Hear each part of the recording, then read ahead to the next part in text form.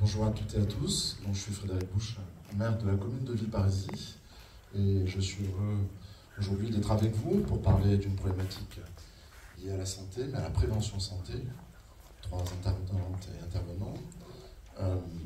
Rapidement, alors vous m'excuserez si sur les interventions je ne vois pas tout, mais tout à l'heure vous avez rappelé le manque d'ophtalmo et j'empathie. Étant maire, la psychiatrie me touche aussi, c'est un sujet, cette disparité sur nos territoires, et notamment en Seine-et-Marne, la présence ou l'absence de médecins, est un sujet qui nous touche, bien entendu, qui touche toutes les collectivités. Nous y travaillons hier encore avec les élus de Villeparisis pour essayer de trouver des solutions. Et toute solution est bonne à prendre parce que, comme tu l'as rappelé Anthony, cette pression, nous l'avons, cette pression localement, peu importe le champ de compétences et le rappel du champ de compétences, nous sommes confrontés à cette attente et à ces besoins. Nous ne sommes pas tous experts et donc je suis content en cette fin d'après-midi de pouvoir échanger avec vous, expertes et experts pour chacun dans votre domaine.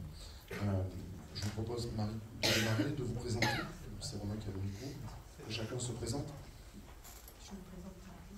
Oh oui, pour démarrer. Oh non, je veux dire, et on parlera. Moi, je suis Marie Stagliano. Je suis coprésidente du comité de défense de la gynécologie médicale. Donc, c'est la question de la santé des femmes qui est en jeu. Et la situation va être, comment dire, la situation de la gynécologie médicale illustre parfaitement ce qui a été dit sur l'hôpital, sur le renoncement aux soins, sur l'absence de médecins, etc. Donc, c'est une illustration spécifique sur la santé des femmes que je vais illustrer, que je vais essayer d'illustrer en tout cas. Chloé, je pense que il y a un lien direct, vous allez pouvoir le rappeler. Du coup, moi je m'appelle Chloé Bedoué, moi je suis infirmière de formation, diplômée en psychopathologie périnatale.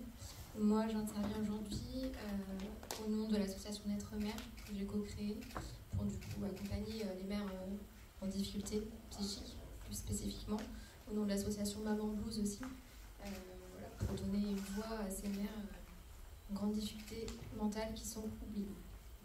Merci, Romain. Donc Romain Gros, je suis inspecteur du travail, mais c'est pas à ce titre-là, puisqu'on a un code de déontologie assez strict du ministère que je vais m'exprimer. Je suis représentant sud travail au sein du ministère du Travail, donc c'est à ce titre-là et uniquement à ce titre-là que je vais m'exprimer. Voilà. Très bien, merci à vous. L'enjeu est effectivement de pouvoir, on va démarrer avec Marie, l'enjeu est de pouvoir effectivement traiter de la question de la prévention, et je vous laisse débuter, Marie. La question de la gynécologie médicale recoupe à la fois la table de ronde précédente, c'est-à-dire l'accès aux soins, et bien sûr l'action de la prévention. Parce que la gynécologie médicale, c'est une spécificité française.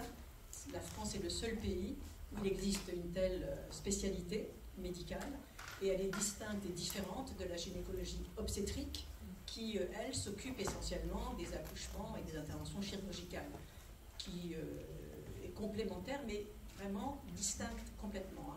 C'est-à-dire que la gynécologie médicale concerne toutes les femmes, à tous les âges de leur vie, et le suivi gynécologique tout au long de la vie, de la puberté jusqu'à la fin de vie, permet véritablement à la femme en France d'avoir les meilleurs indices de santé au monde.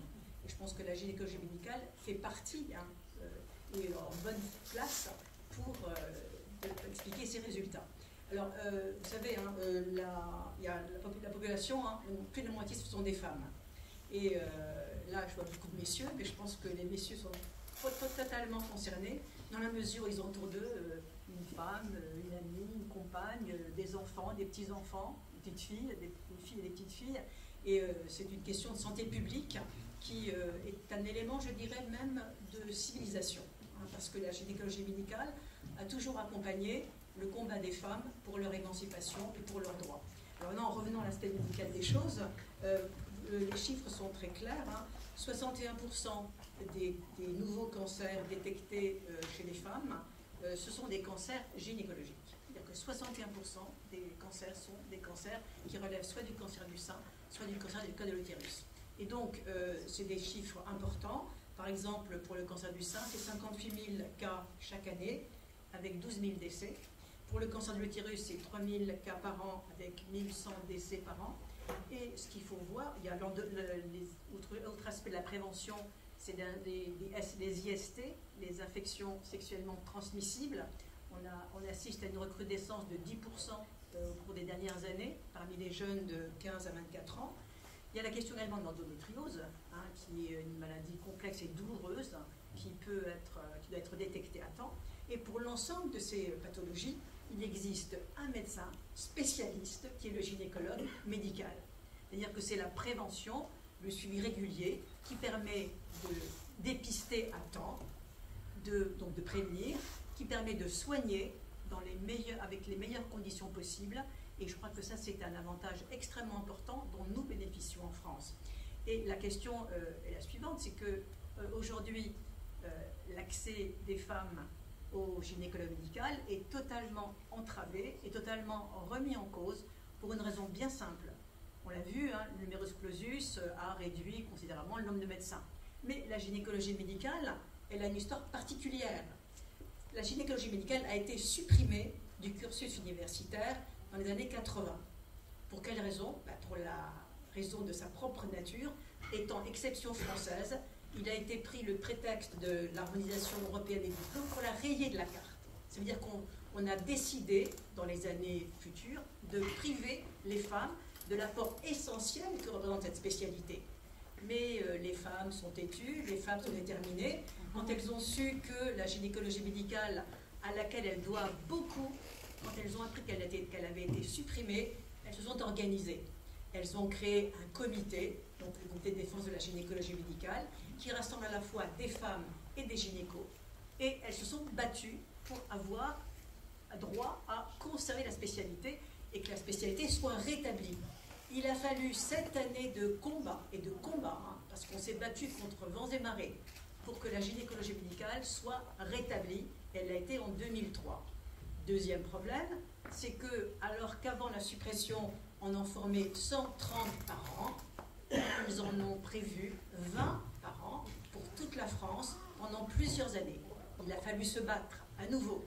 Et chaque année, année après année, délégation au ministère, sollicitation des parlementaires de toute sensibilité politique, on a réussi progressivement à monter le nombre à 87 pour l'année 2023. C'est un bon résultat, mais c'est très loin de répondre aux besoins de santé des femmes, parce que les délais d'attente avant un rendez-vous sont extrêmement longs. Les jeunes filles n'ont souvent pas la possibilité d'avoir accès à une consultation chez la gynécologue médicale, parce que très souvent, les cabinets surchargés, les médecins ne prennent pas de première fois. Et donc, les conséquences se feront ressentir sur les chiffres que j'ai donnés, et le dépistage est moins bien fait. Le diagnostic est plus tardif, avec des conséquences terribles, parfois dramatiques pour les femmes.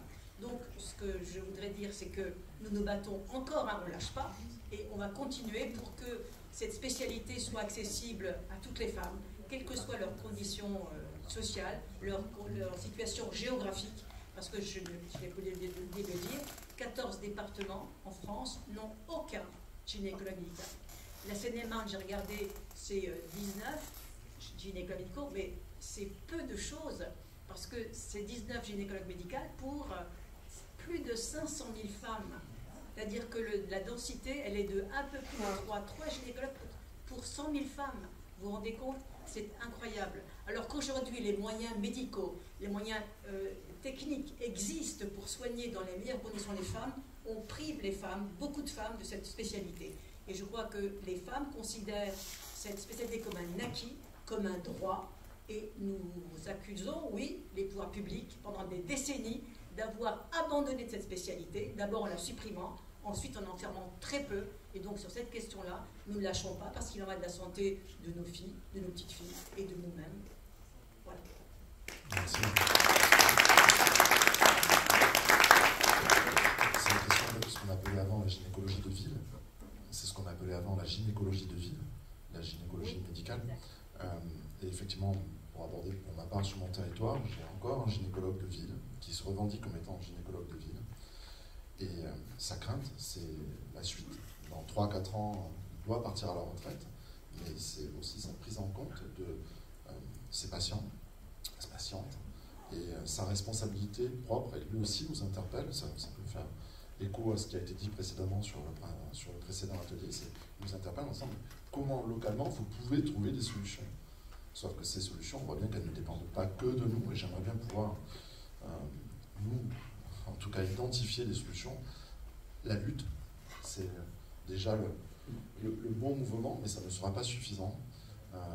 Et puis la question de la prévention, lorsque les collectivités, mais peut-être intervenez-vous aussi avec les collectivités, mais lorsque les collectivités veulent traiter de la prévention sur la gynécologie, veulent aborder, notamment au niveau scolaire, collège et lycée, veulent accompagner, on est souvent très démunis.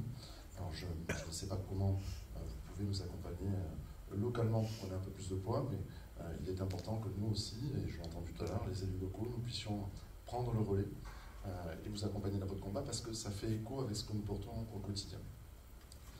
Sur la question de la prévention, il y a effectivement, Chloé, vous allez le rappeler, d'autres sujets. La question de la natalité, être mère, naître mère, évident ou pas évident. Et si vous pouvez nous en dire quelques mots. Déjà, je voudrais vous rappeler certains chiffres.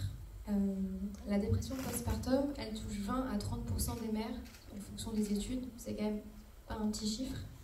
Un tiers des mères ne sont pas diagnostiquées et seulement un tiers des mères bénéficient d'une prise en charge adaptée, c'est-à-dire avec un parcours de soins qui va être adapté.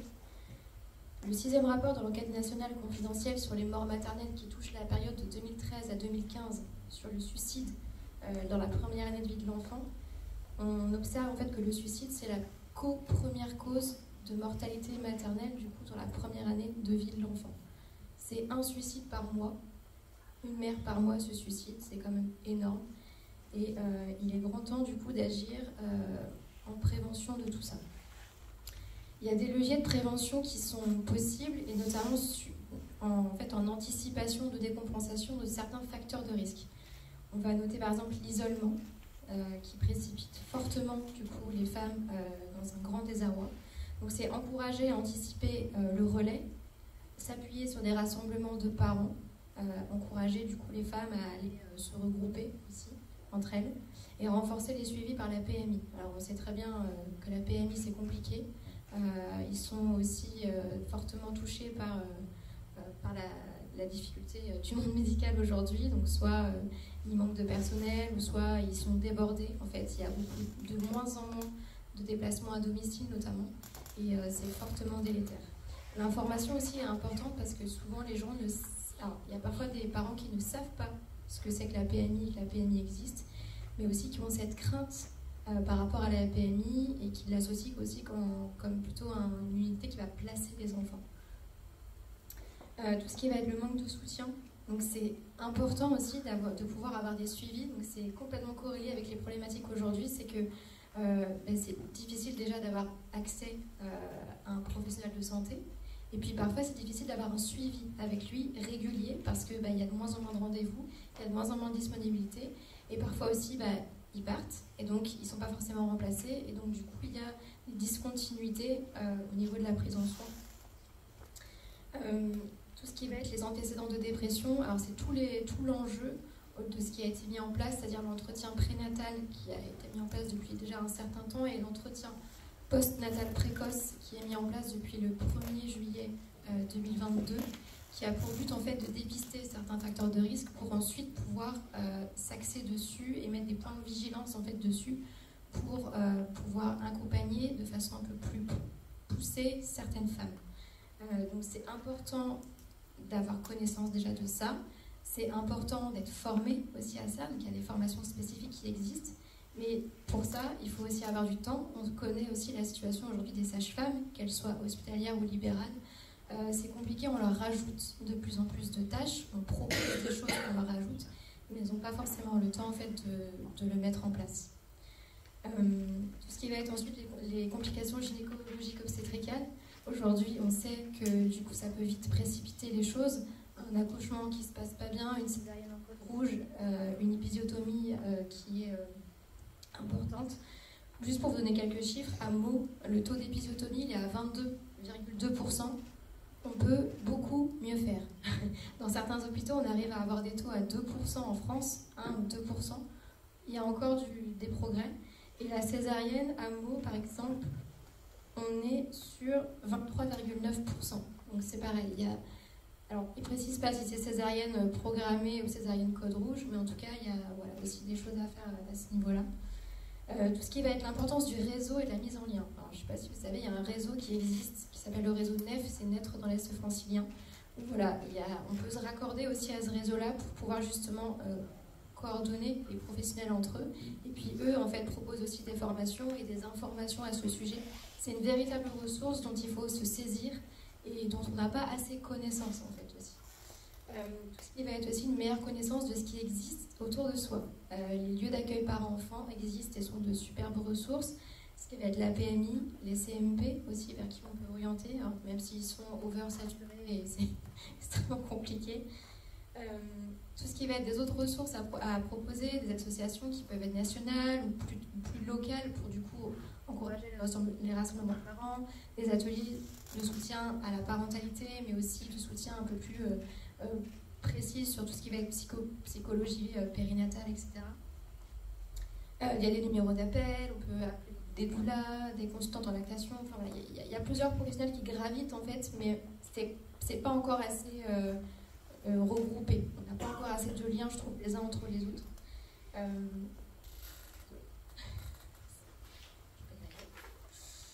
Il y a un autre sujet qui est assez épineux, on a un peu abordé déjà ce sujet-là, c'est l'importance de la formation.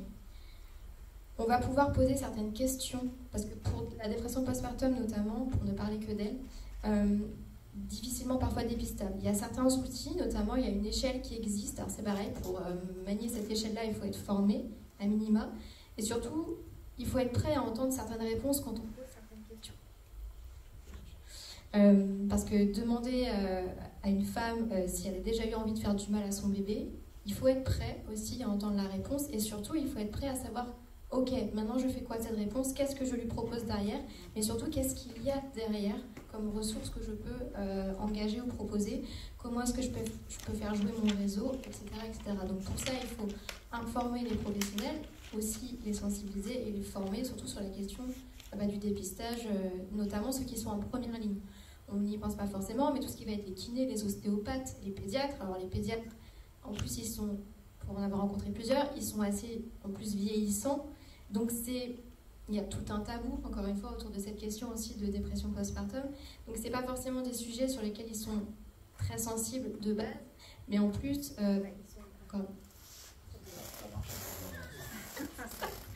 ils sont encore une fois aussi débordés. Donc voilà, il faut quand même prendre ce temps sur des professionnels qui sont quand même vraiment en première ligne. C'est eux principalement qui rencontrent les mères et les bébés au tout début. Donc il faut que ces gens-là puissent avoir certaines connaissances, se saisir de ça pour vraiment accompagner les mères et les enfants. Parce qu'il y a forcément du coup des enjeux et des conséquences. Il va y avoir des conséquences surtout sur la mère déjà, proprement dans sa santé mentale et puis dans son individualité, sur la famille. C'est quand même un couple sur 4 qui se sépare la première année de vie de l'enfant avec toutes les conséquences qu'il y a derrière. Une mère en dépression postpartum, le conjoint a 50% de chances d'en faire une aussi par la suite. Tout ce qui va être les conséquences sur l'enfant, on a quand même des sacrés troubles du développement. Ça va être des manifestations aussi qui vont être physiques, même dans l'adolescence, on note des conduites addictives, etc. Voilà, ces enjeux, ils sont majeurs, des enjeux aussi au niveau du travail, de la société, les arrêts de travail, voilà, des femmes qui vont être en soins de longue durée, etc. Donc c'est important de mieux communiquer sur tous les outils qui existent pour pouvoir former le personnel et pour pouvoir aussi orienter les mères. Je trouve assez affligeant que l'association Maman Blues, qui existe depuis 2006, qui est nationale, on était avec ma co-référente qui est là dans la salle, au Collège national des sages-femmes il y a 3 semaines. Plus la moitié des sages-femmes qui étaient là-bas ne connaissaient pas l'association qui existe depuis 2006 et qui est quand même référente sur le sujet de la difficulté maternelle et qui peut être une véritable ressource. Donc je trouve ça assez hallucinant. Et puis, en dernier lieu, développer des structures de soins. Juste, en Seine-et-Marne, il y a 2 consultations mère-bébé. Il y en a une à Meaux et une à Coulommiers. Et il y a un CMP, les tournesols, qui prend particulièrement en charge le lien mère-enfant. C'est tout. Il n'y a pas d'unité mère-bébé, proprement parlé, l'unité d'hospitalisation mère-bébé où on va travailler sur le lien mère-enfant. Il y a simplement des services de psychiatrie, donc dans lequel du coup on hospitalise les femmes, mais du coup sans leur bébé, et donc sans prise en charge conjointe de la mère et de l'enfant, avec aussi toutes les conséquences que ça peut avoir. Donc il y a encore une fois urgence, et ce serait important aussi dans le futur, du coup, CHU, de penser à ce genre de choses. Voilà, et puis encore une fois aussi, on manque de professionnels, on manque de psychiatres. Moi, dans ma pratique quotidienne, j'oriente des femmes et c'est extrêmement compliqué de les orienter, parce qu'on manque aussi de professionnels vers qui les orienter. On en est au point de se dire, on ne veut même pas forcément qu'ils soient formés, parce qu'on est tellement désespérés, mais si en plus ils pouvaient être formés, ce serait encore mieux. Mais déjà, de base, de trouver des professionnels de la santé mentale, c'est de plus en plus compliqué. Voilà, je vais m'arrêter là parce que j'ai assez parlé. Merci Chloé. En fait, ce que vous avez pointé, c'est principalement un déficit, alors un déficit structurel, un déficit fonctionnel sur la santé immédiate, mais du coup, il nous impacte aussi sur la question de la prévention. Romain, pour la transition, ça va être un peu délicat, mais il y a la question aussi de la prévention dans le cadre du travail. Tout à l'heure, vous parliez de la médecine du travail, c'est aussi un enjeu. Alors, moi qui suis aussi employeur, je m'y confronte avec peu de succès, peu de suivi, mais avec les outils dont nous disposons. Mais en tout cas, pour la prévention et pour les thèmes que vous avez abordés respectivement chacune, il est certain que ces déficits structurels pèsent. Vous parliez aussi du manque de formation, ça rejoint aussi Merus, mais la question de la formation est une question principale. Je ne sais pas si, Romain, vous allez pouvoir aborder la question de la formation à travers le monde du travail, sans vous mettre en difficulté par rapport à votre code déontologique que nous comprenons. Mais allez-y, c'est à vous. En fait, la transition, elle est toute trouvée parce que depuis 14 heures, on parle de manque de médecins, manque de gynéco, manque de formation, etc. L'inspection du travail, malheureusement, en Seine-et-Marne, n'y échappe pas. J'aurais envie de dire ça va mieux, comme disait un ancien président, mais c'est pas du tout le cas, quoi. En Seine-et-Marne, on a 33 secteurs où il devrait y avoir un inspecteur et une inspectrice du travail. Aujourd'hui, nous sommes 21. 21 sur 2 sites, Melun et Chessy. Ce qui veut dire qu'on a un taux de vacances qui est de 36%. Il y a 36 salariés sur 100 qui n'ont pas d'inspecteur ou d'inspectrice du travail attitré. C'est-à-dire que le travail, il va être répercuté sur les personnes qui ont déjà un secteur à charge. Et encore, la charge de travail qui est celle de l'inspection du travail en Seine-et-Marne n'est pas en réalité celle qu'elle devrait être, puisqu'on devrait avoir, si les chiffres sont bons et ceux qu'on a sont attestés, parce que c'est ceux de la Chambre de commerce et d'industrie qu'on peut difficilement mettre de notre côté en réalité, il y a 450 000 salariés en Seine-et-Marne. Donc si on suit les chiffres du Bureau international du travail qui dit un inspecteur pour 10 000 salariés, on devrait être 45 inspecteurs et inspectrices du travail en Seine-et-Marne. Ce qui fait que pour les chiffres de Sud et de la CGT au ministère du Travail, nous avons un taux de vacances de plus de 50% en Seine-et-Marne d'inspecteurs et d'inspectrices du travail. Voilà. Donc comment vous voulez faire de la prévention là où en fait il manque la moitié des inspecteurs et des inspectrices du travail? On passe beaucoup de temps au travail, visiblement pour certains pas assez, puisque cette nuit ça allait vite, on va dire. Et certains travaillent de nuit. Certains travaillent de nuit, et c'est très bien de le souligner, puisque nous aussi on est amené à faire des contrôles de nuit, du coup, puisqu'on ne peut pas toucher ces personnes le jour. On a alerté, il y a eu un danger grave et imminent au sein de l'inspection du travail de Seine-et-Marne. J'ai entendu les camarades de l'hôpital, voilà, hein, les réponses sont les mêmes. Hein. C'est pas de notre faute, ça vient de plus haut, c'est le ministère, il n'y a pas assez de postes ouverts au concours, donc vous n'avez pas d'inspecteur. Voilà, c'est clairement la réponse qu'on a. Je remercie Elisa Soudé qui a posé la question à notre ministre des intérims en Seine-et-Marne. D'ailleurs, la réponse est, pour certains points, factuellement fausse. On va discuter.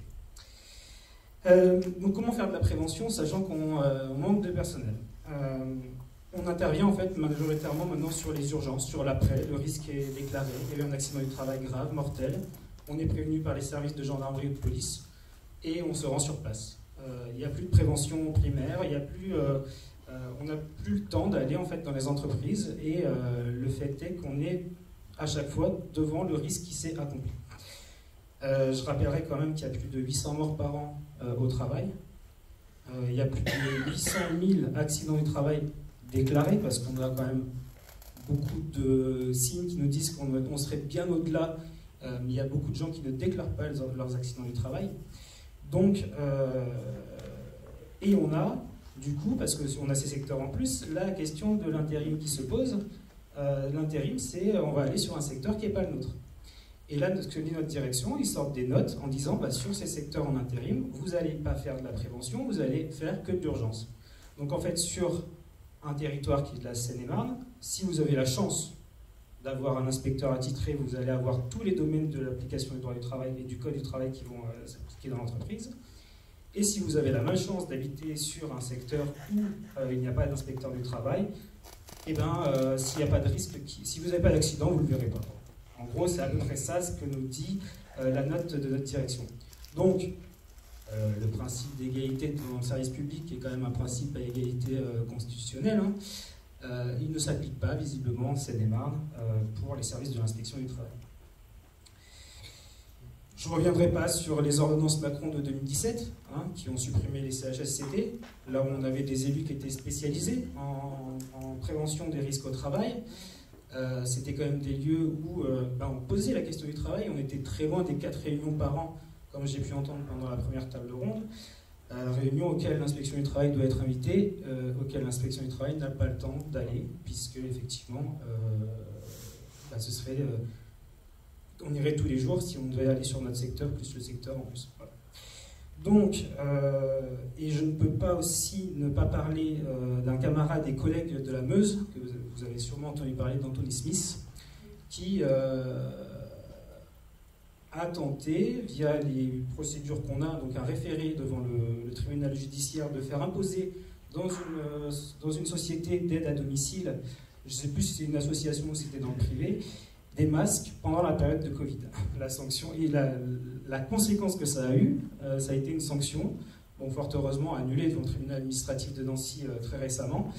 Mais voilà, quand on essaye de faire imposer de la prévention primaire, parce que là c'était vraiment, bon, le risque existe, mais on essaye aussi de protéger les salariés, voilà le type de réponse qu'on pourrait avoir de l'administration. À l'époque, la ministre était Muriel Pénicaud. La sanction a été prise par une dame qui s'appelle Elisabeth Borne, qu'on doit connaître. Et voilà, la sanction a été annulée par le tribunal administratif. Donc même quand nous, on a des moyens, on peut se permettre de les mettre en œuvre, voilà le type de réponse que peut avoir l'administration à l'égard de ses propres agents, là où d'autres administrations défendent coûte que coûte leurs agents. Voilà. Merci Romain. Je vais revenir sur la question CHS, CST, puisqu'on est passé maintenant sur le CST, et c'est vrai que pour le vivre là aussi en tant qu'employeur public, la question de la prévention de la santé est devenue subsidiaire, elle n'est plus prioritaire. On parle des organisations, des modes de fonctionnement, en fait on reste sur les anciens comités techniques et on a oublié la question de l'hygiène et de la sécurité, mais on l'a oublié tout et tout, c'est-à-dire que moi je me retrouve quelquefois, parce que j'ai un passé syndical, à prendre le relais pour pouvoir réaborder ces sujets. Le CHS avait cette fonction-là. Il venait permettre aussi aux organisations syndicales de parler avec... on pouvait avoir des invités, on pouvait avoir des personnes même du tissu associatif qui nous rejoignent pour pouvoir aborder en parallèle du CHSCT, mais de l'information et de la formation sur la question de l'hygiène et de la sécurité. C'est vrai que les inspecteurs du travail ne venaient pas continuellement, mais de temps en temps, ça nous permettait de les solliciter. Aujourd'hui, c'est terminé. Il y a un appauvrissement du débat et on ne traite plus que des organisations. Bon, au-delà de nos propos, puis je ne suis pas arrivé moi à 14h, mais je pense que tant mieux, sinon il faudrait que je reparte avec un Xanax au regard de tout ce qui a été dit. Et j'aime bien qu'on puisse aussi aborder la question des solutions. Je ne sais pas s'il y en a, mais au-delà de la question de la mobilisation citoyenne, associative, est-ce que chacun, pour vos domaines, vous voyez des éléments sur lesquels comment nous pouvons œuvrer pour améliorer la situation. C'est un peu une question tarte à la crème, j'en suis désolé, mais je pense qu'il faut aussi qu'on ait des perspectives d'amélioration au-delà de vos propres discours et de vos propres volontés. Oui, ça c'est une question complexe, parce que, comme plusieurs autres intervenants l'ont dit, nous n'avons cessé d'alerter les pouvoirs publics. Pour la gynécologie médicale, ça fait 25 ans que nous alertons les pouvoirs publics, qui n'ont rien fait dans un premier temps, qui après se sont un petit peu mus, parce qu'il y avait la poussée des 3 millions de signatures de la pétition, 3 manifestations nationales, mais ils n'ont jamais pris des mesures exceptionnelles pour répondre à une situation exceptionnelle. Alors, aujourd'hui, on nous dit la solution, c'est les sages-femmes. Et vous vous rendez compte, on fait porter à des sages-femmes qui ne sont pas des médecins le travail, le suivi de médecins qui ont 11 années d'études. Donc je pense que c'est pas une solution pour les sages-femmes, c'est pas une solution pour les femmes, parce que les femmes, elles ont le droit de consulter un médecin spécialiste. Et donc je veux dire, la seule façon, alors bien sûr, on peut attendre, mais attendre quoi? Je veux dire, la seule solution pour nous, c'est d'œuvrer et de mobiliser les parlementaires, les femmes, les syndicats également, pour que les pouvoirs publics prennent ce problème à bras-le-corps, pour qu'on forme en nombre suffisant, en nombre conséquent, les médecins spécialistes qui vont être à même de pouvoir dépister, soigner, traiter les cancers, et accompagner les jeunes dans la contraception, dans l'IVG. Et donc je pense que c'est un combat au quotidien d'alerte des pouvoirs publics, du ministère de la Santé, des élus qui vont nous aider et qui nous aident. Et en attendant, je veux dire, ce n'est que des solutions qui n'en sont pas. Hélas. Mais en même temps, on agit, on ne lâche pas, et on essaye de faire boule de neige pour qu'on ait une véritable réponse qui soit à la hauteur des besoins et à la hauteur des moyens qui sont à notre disposition aujourd'hui. Parce que les moyens existent, je l'ai dit, techniquement, médicalement, mais on nous en prive parce qu'il y a des questions de budget. Un député, il y a fort longtemps, au moment où nous avons commencé, quand nous avons dit qu'il faut des gynécologues médicaux pour toutes les femmes, nous a dit, mais vous comprenez, on ne peut pas jeter l'argent par les fenêtres. Jeter l'argent pour les fenêtres en soignant des millions de femmes, je pense que c'est un très grand mépris qui est encore de mise aujourd'hui, hélas. Le constat est sévère mais réaliste. L'Ordre national des médecins, l'Ordre national, oui. Il agit, il vous accompagne au-delà de votre tissu associatif. C'est pas son rôle. Parce que son rôle, non, il n'agit pas dans le sens où on demande qu'on forme en grand nombre des gynécologues médicaux. C'est vraiment sur la mobilisation des citoyens et sur l'aide incontestable et précieuse des parlementaires, de toute sensibilité. Parce que c'est une question de santé publique qui concerne des millions de femmes. Et en tant que femme, c'est elles qui procréent. Et donc, c'était, je le disais, une question de civilisation réellement. Donc, je pense qu'il faut vraiment que toute la population, tous les élus soient sensibles et internes à ces questions. Et je pense que c'est de cette façon-là qu'on va y arriver. Merci Marie. Chloé, même question. Alors oui, il y a des solutions, et heureusement, d'ailleurs c'est hyper déprimant, qui ne sont pas que de se saisir des pouvoirs publics, même si bien évidemment c'est une des clés. On a chacun un rôle à jouer, notamment dans un rôle de déconstruction de la vision de la santé mentale en France. Elle souffre beaucoup de son image assez terrible de personnes enfermées dans des camisoles, etc., dans des lieux assez lugubres, et associer forcément la santé mentale à la maternité, qui est un moment de pur bonheur absolu, c'est faux. Ça fait pas bon ménage. Et donc c'est aussi de déconstruire une vision qu'on a un peu idéalisée de la maternité, et chacun a un rôle à jouer, puisque on est tous amenés potentiellement à côtoyer une mère, que ce soit une amie, une voisine, peu importe. Et donc c'est important chacun de se saisir aussi de l'information pour pouvoir la distiller aussi par le bas. On a, je pense, vraiment chacun un rôle à jouer. Nous avons écrit un livre sur la dépression postpartum qui est sorti au mois de janvier, qui a cette vocation. Il est sorti chez Larousse de façon assez massive, Et c'est vrai que de voir ce sujet-là debout à la FNAC dans un livre qui est un objet de l'espace public, c'est déjà un premier pas sur de pouvoir donner accès aux personnes qui ne connaissent pas le sujet, justement, à ce sujet-là. Et le deuxième levier, comme je le répète, c'est vraiment la formation et la sensibilisation, déjà de savoir que ça existe et puis comment ça se manifeste spécifiquement, parce que c'est pas une dépression la caractériser, c'est pas la même chose. Et il y a notamment des formations qui sont gratuites et accessibles. Il y a le programme PASS c'est un programme européen pour la santé mentale périnatale, où il y a tout un tas de supports, plusieurs supports en fait, là, qui ont été mis à disposition de tous les professionnels de santé et même pas forcément des professionnels de santé. On peut avoir accès à des MOOC d'enseignement, il va y avoir un podcast qui va sortir, il y a des livrets aussi, des BD, une BD notamment à destination des pères aussi qui est sortie. Voilà, il y a tout un tas d'actions comme ça, collectives, qui se mettent en place pour essayer d'informer assez majoritairement la population. Et moi, je me suis mise en lien avec le réseau NEF pour essayer de créer, je pense, une plaquette d'informations qui, j'aimerais bien qu'elle soit distribuée dans les maternités, qu'on arrête de nous distribuer des dépliants avec des bons de réduction de Pampers et qu'on nous distribue des choses qui peuvent vraiment nous servir en postpartum quand on se casse la figure. Moi, ça a été mon cas. J'ai accouché en 2018 à la maternité de Meaux et à aucun moment j'ai été accompagnée alors que je me suis effondrée assez rapidement. Et ensuite, j'ai été vue par la psychologue de l'hôpital de Meaux à qui j'ai dit que j'avais des idées suicidaires et qui m'a dit que non, je ne faisais pas une dépression parce que sinon je serais au fond de mon lit et pas devant elle. Voilà où est-ce qu'on en est aussi aujourd'hui dans la formation des professionnels.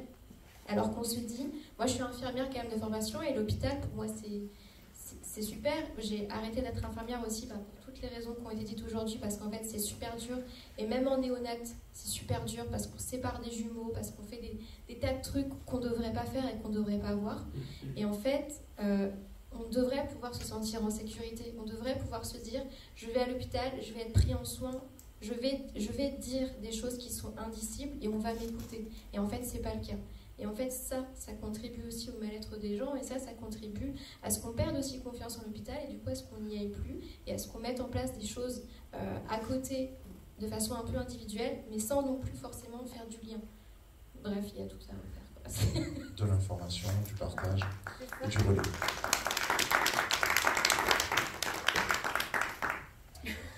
Des solutions. Non, mais je pense que la première des solutions, c'est recruter, que ce soit, je pense, à l'hôpital, on en discutait encore, vous en discutiez pendant la table ronde. Le recrutement, c'est la première chose.